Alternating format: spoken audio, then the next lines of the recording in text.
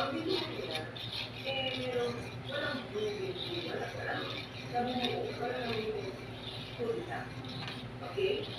He was free to spend years of any unit, unconstitutional action, and rebuking the unrest, popularism of the current and activism of the uniform services rather than political ambition.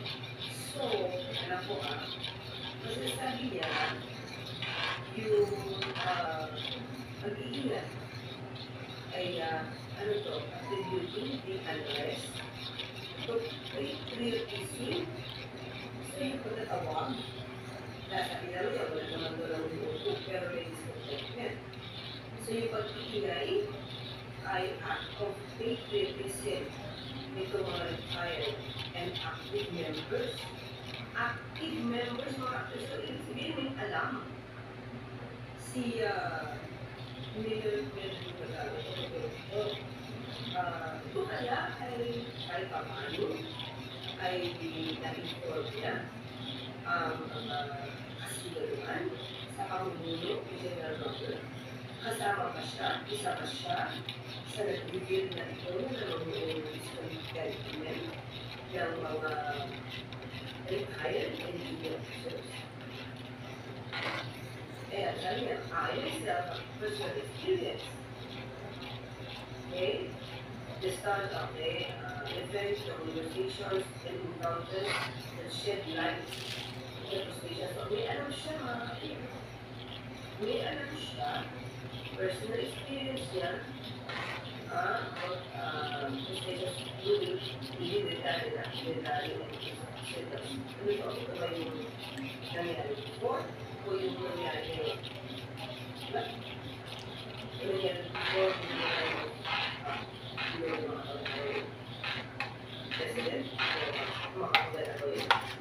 But he emphasized that this and settlements are not fully equally before.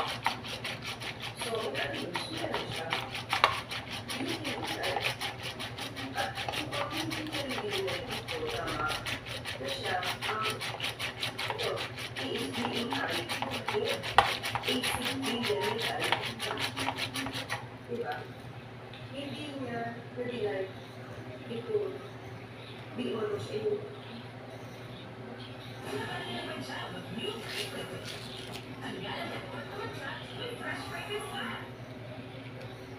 ipiliin if ever magkaroon ng civilian military. No? Nabasa ko nga po wala siyang ginanya. Okay? So, may nagtumanan niya ito. Although siya sabi niya na walang namutungo. Pero merong acknowledge at sinutin. So, ito ba'y pinigilan niya? In-explain na niya. Sabi naman ay awa siya sa Pangulo ng Pilipino. Na-explain na niya na ang ginagawa ng Pangulo at itong mga pinag-iimbestiga ng mga animal flood projects ay sa Pangulo ang nag-hospital siya ang nag-Pangulo para mag-explain. So, hindi ko mas walang tinatawag na acknowledge this kung ito ay pinag-explain na mabuti dito sa mga retired and junior officers dito sa unang program. Hindi nila. So, medyo alarming pa. Hindi lang yan. Ang Sergio Trillanes.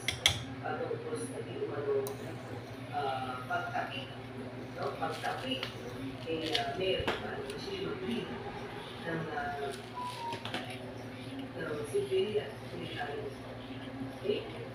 Dali tayo ba? So, there is a group that is actively calling out for that.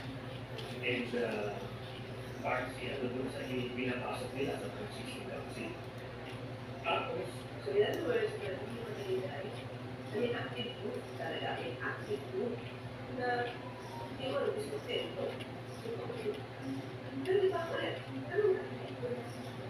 Kung nasa usap ko yung mga tao, hindi ba? Mas maganda na i-explain ko Total, ikaw dati ay pati ng alis mo. Kailangan ito, ginagawa.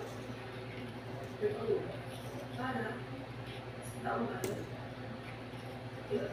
Siya ay sabi, nahiya na natin.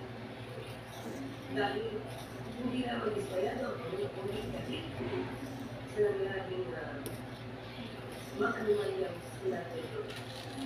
So, diba? Ikaw naman ay explain mo mabuti. Pag-amis ka mo naman yan. Diba? Mga kabago mo. Ikaw na ako na naman yung discontent. Pero, ginawa mo ito. Pero iba kasi yung sinasabi dito. Isa lang, yes. So siya yung pinipilit na mag-tweet. At kung ano mga sagot, hindi naman niya dinulit na siya yung pinakit. Yung personality niya, ano maliwanag siya na makadutero siya, makabuo siya. Based dun sa mga na-expose ko early on of the same issue, ang mabibigat ng mga kaso about mga scamming sa infrastructure, yung mga Duterte, yung Duterte, no? Before, dyan si Bongo, dyan si Colom, yung mga Well, kaya kita lang yung nakapansin. Bakit yung nakapansin well, kasi naman, dito naman, at hindi naman ikinasiya, nitong si Mayor Macado, nasa important talaga. Si Senator Bongo, parang ano, kasi ang laki ng nagsimus. Tumatanong lang daw siya ng naman yun. So, paano nga yun? May tama, ang si Senator Trias, paano mo may imbestigahan pa yung mga project sa Davao City. May imbestigahan mo nga ba yung mga trabaho ng kumpanya ng ay ni Senator Bongo. Kung ikaw ay may utang mo. Siguro yun lang yung pinupoint ko ni Senator Bongo sila. Kasi kung ikaw ay nasasabi ng BTS, Peter supporter, mas lalo siguro ipakita ni Magalo na wala siyang sinisino. Kahit sa Duterte, Lawan, one of the corner, the officers for the officers of parties. Pero pwede na kita kasi at ako po na ito sa Centro Pilihan. meron siyang sinusubukan ko ano niya yung integrity. Kasi talagang nag-confide siya sa akin about the Russian issue. Ano yung sinabi niya? Research niya, investigation. And I was waiting for him to open with that. Na alam mo hanggang yun, ilang beses ko na sinasabi si Pino.